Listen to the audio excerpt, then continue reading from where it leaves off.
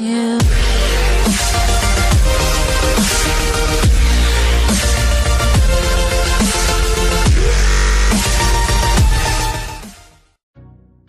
Almost every town has monuments of some sort, war memorials, statues of people long dead, or pieces of art commissioned to celebrate a momentous national occasion, for example.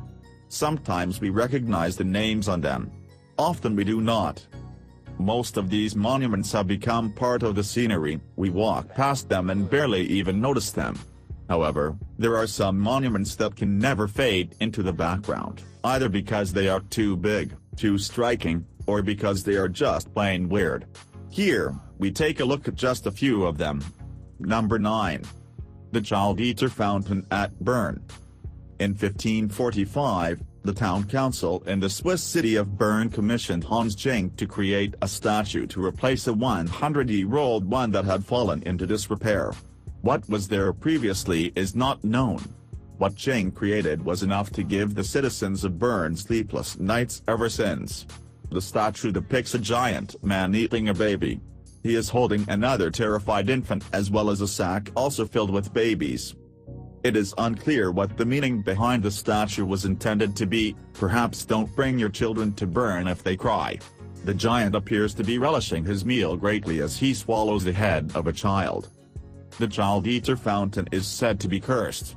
According to local tradition, the fountain flows with wine on Christmas night, but if it is drank, the imbiber becomes possessed by the devil. And perhaps develops an insatiable appetite for serifs? Number 8. Leshan Giant Buddha. The Buddha at Leshan is an immense 71 meters tall. Carved out of the sandstone cliffs in Sichuan province, China, the Buddha is said to be the largest pre-modern statue and the biggest stone Buddha in the world. Work began on carving the statue, which overlooks the confluence of 3 rivers in the 8th century.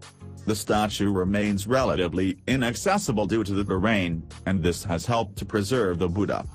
The construction was started by a monk named Haitong, who hoped that it would calm the turbulent waters where the 3 rivers met. When the construction was threatened by local officials, Haitong is said to have gouged out his own eyes to demonstrate his piety and sincerity. He was soon granted permission to continue, possibly because they were worried about what else he would cut off if they refused. Unfortunately, Haitong did not live to see the completion of the statue, but he would have been pleased to know that the construction of the Buddha caused a buildup of debris in the river, which altered its course and indeed calmed the waters at the point where the Buddha's eyes gaze. Number 7. Alton Barnes Whitehorse. In 1812, a farmer named Robert Pyle paid the grand sum of £20 to a man named Jack the Painter to design and cut horse into the hillside. This was one of 9 horses that were cut into the hills in this area during this time. No one seems to know why. The design was carved out of the hill, with tons of soil scrapped out and carted away. It was then packed with chalk so that it stood out in stark white against the green hills and could be seen from a great distance. Jack the Painter, however, was something of a con man and subcontracted the work to another man who abandoned the job halfway through, after Jack had made off with all the money. Despite its inauspicious start, the Alton Barnes Whitehorse was finally completed after Robert Pyle paid again for it to be constructed. The horse measures roughly 55 meters high and 49 meters long. It has been relined with chalk a number of times since it was created and can still be seen galloping across the Wiltshire Downs looking for its companions today. Number 6. A Giant Thumb. César Baldassini was a French sculptor and part of the New Realism movement. This French art movement created pieces using unusual materials. Baldassini crafted a number of startling statues from compacted cars and other pieces of junk. One of his most famous work as undramatically is a thumb. Standing 6 meters high, the cast bronze statue of the artist's own thumb is the second one he produced. The original was 12 meters tall. Baldassini famously did not discuss the meaning of his work.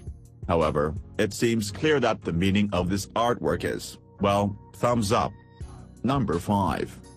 The Georgia Guidestones. The Georgia Guidestones were erected in 1980. commissioned by a man calling himself R.C. Christian. The stones were constructed with fairly elaborate secrecy, and the real identity of R.C. Christian will in all likelihood never be known.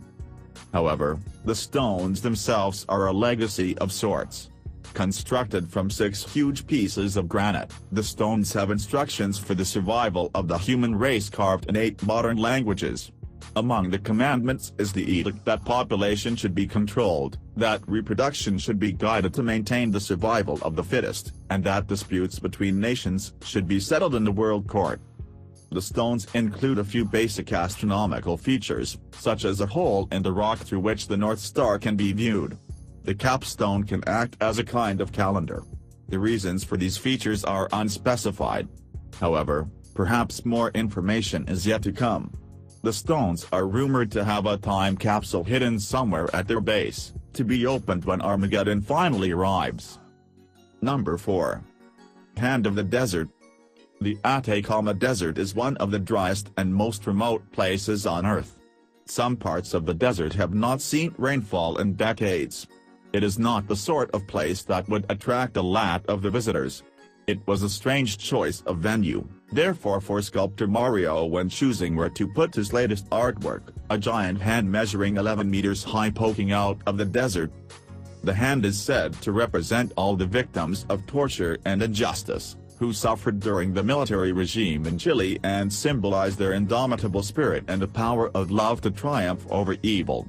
Unfortunately, not everyone sees it that way.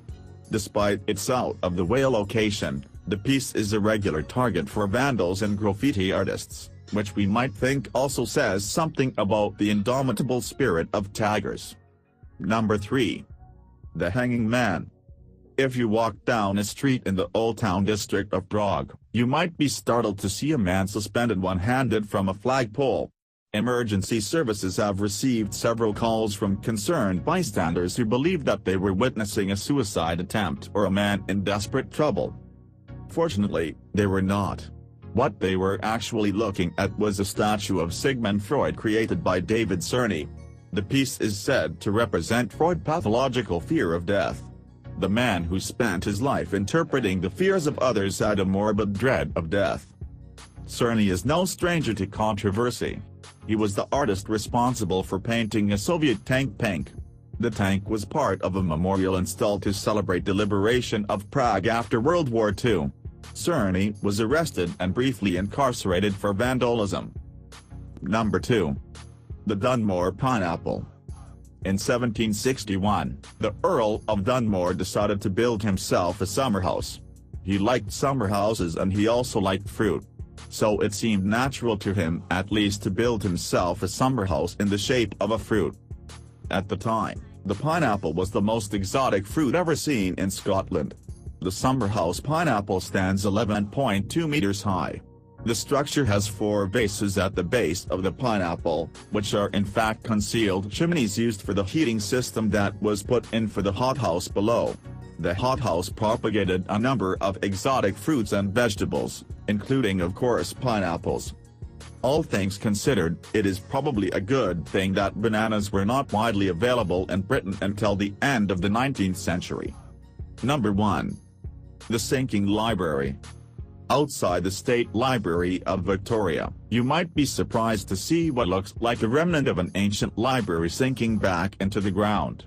Constructed from Port Fairy bluestone, the structure is 7 meters wide. Created by Petrus Sprong, the piece is one of several sunken pieces the artist has installed around the world and is meant to symbolize the fragile and transient nature of all that is human, which is pretty disturbing. However, the piece is like one of those glass is half full moments. You can see the sinking of the library as the destruction of civilization and the disappearance of knowledge. Or maybe it is a new civilization breaking through the barriers surrounding the old, bringing forward new vistas of learning and hope. Yeah.